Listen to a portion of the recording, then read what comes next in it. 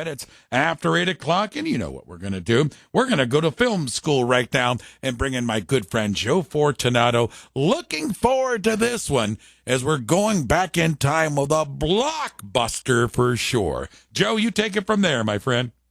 Good morning, Ray. Good morning, everybody. And going back in time is the exact right phrase for this one, because we're going to go back 40 years when the Terminator came into our lives for the first time. The Terminator released October 26, 1984, if you can believe that. Directed by James Cameron, written by James Cameron, Gale Ann Hurd, and William Wisher, and of course, starring the great Arnold Schwarzenegger, as well as Michael Biehn and Linda Hamilton. No Oscars for this film, but it did win a bunch of sci-fi awards that year. Modest box office, but it was a hit because it was low budget. This was people sometimes forget because of the second Terminator being such a big budget film. This one was a low budget, almost an indie film practically, a little over $6 million budget. It ended up grossing about $40 million worldwide, which again, not a barn burner, but this one really made Schwarzenegger a star. He wasn't an unknown. He had done Conan prior to that and, a successful bodybuilding documentary. But this is really where he came into his own. And this is after, many people told him that he would never become an actor or a star because of his huge size and his heavy accent. And, of course, he proved everybody wrong in a big way. The movie's most famous line, "I'll be back," was voted number 37 movie quote by the AFI on their list of 100, and number 95 on the list by Premiere Magazine in 2007. It did, despite not huge numbers, it did top the U.S. box office for a couple of weeks after its initial release, so it was well received. Schwarzenegger calls this his favorite film. I don't know if that's creatively or because of nostalgia, but he has noted that. The Terminator character has a unique thing. It's the only character to be listed in the AFI's 100 Heroes and Villains as both a villain for this film and a hero for Terminator 2. Yeah. So the character gets listed twice. And this was, like I said, low budget film. James Cameron called this what they call guerrilla filmmaking, meaning kind of just making it happen out on the streets, not really dealing with permits, just sneaking shots on the streets, the production crew moving in and out very quickly, shooting a scene and leaving before the police arrive. I'm not recommending this to any filmmakers out there.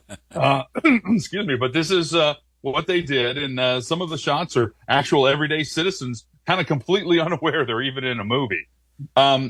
Cameron was a bit of a taskmaster. The crew made T-shirts saying, "You can't scare me. I work for James Cameron." Which is kind of amusing. The catchphrase, which I mentioned a moment ago, was originally scripted as "I'll come back," and after the change, it almost was "I will be back," because Schwarzenegger, and follow his logic here, thought that it sounded more machine-like without the contraction, without the "I'll." He felt that "I will be back" sounded like a machine, and that was a major disagreement between Schwarzenegger and Cameron. And all Cameron had to say in the end was, "Look, I don't tell you how to act, so don't tell me how to write."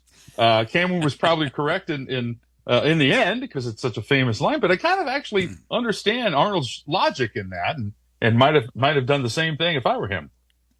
Well, you go back to this movie, and it's at the infant stages of these wonderful sound effects. And I remember seeing the Schwarzenegger, quote, AI robot crawling across the ground, and everybody was captivated with that type of cinematology.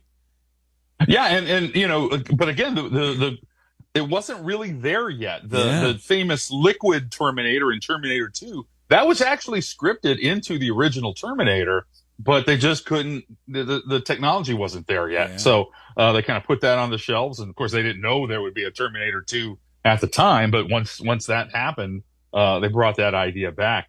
Schwarzenegger looked at a great film, Westworld. Some people might remember from the early 70s. Loved it. He was amazed by Yul Brynner's performance as a robot in the film. He had to prepare and work with guns every day to prepare for this role. And he really rehearsed them, sometimes practicing moves 50 times. And wound up getting a compliment from Soldier of Fortune magazine for his realistic handling of the guns on camera, where they usually are lampooning movies for their inaccurate depiction of weapons. Some other fun facts about the film. Near the beginning of the movie, Sarah Connor receives a message on her answering machine that's breaking their date. The voice on the machine is director James Cameron, which is also kind of double ironic because years later, he and Hamilton got married and subsequently divorced. So they were breaking a date fictionally on there. Schwarzenegger only has 14 lines in the whole film and only 21 minutes of screen time. So again, very small breakout role for him. And the casting, Yeah. excuse me, we always like to talk about casting. Love it. Yeah. The usual suspects of the time for action films. Mel Gibson was approached and turned down the role. Stallone considered it but declined. This is an interesting one. Tom Selleck was rumored to be cast but was forced to turn down the role because of his commitments at Magnum PI, which ironically is the same thing that happened to him for Indiana Jones. So I guess it worked out for everybody, but Tom Selleck might have been Indiana Jones or he might have been the Terminator. Some other names, Kevin Kline, Michael Douglas. For the female role of Sarah Connor, Jennifer Jason Leigh was considered. My favorite casting nugget, though, is that O.J. Simpson was in the running to play the Terminator, and they even had a mock-up poster with him in mind. Oh, wow. Great flick, The Terminator, and as Joe mentioned, it certainly led to Arnold's career and also more Terminator movies. Great stuff today, The Terminator. And every time Joe brings these up, I always want to go back that weekend and watch them because it brings back so many good scenes and stuff of movies that we've watched that maybe we put on the back burner and haven't seen in a while. I want to go back now and watch The Terminator again because it was such a good flick way back then. Joe Fortunato Film School with us, The Terminator today. You'll be able to relive that at WAKR.net. Joe, we're less than a month away, my friend, from being down at Jilly's again for our holiday film school. Yeah, really just a few weeks away, very much less than a month. And that is going to be December 7th at Jilly's downtown. We are going to do Die Hard to celebrate the holidays. It's, the ongoing pop culture joke is Die Hard a holiday Christmas movie or not? And we'll discuss that and many other things. But for those who have never been to one of our live Fortunato Film Schools, Ray, you and I will talk about the film for a few minutes. Yep. Then we'll screen the film together. I'll do live commentary, pointing out fun facts, production stories, movie mistakes on screen.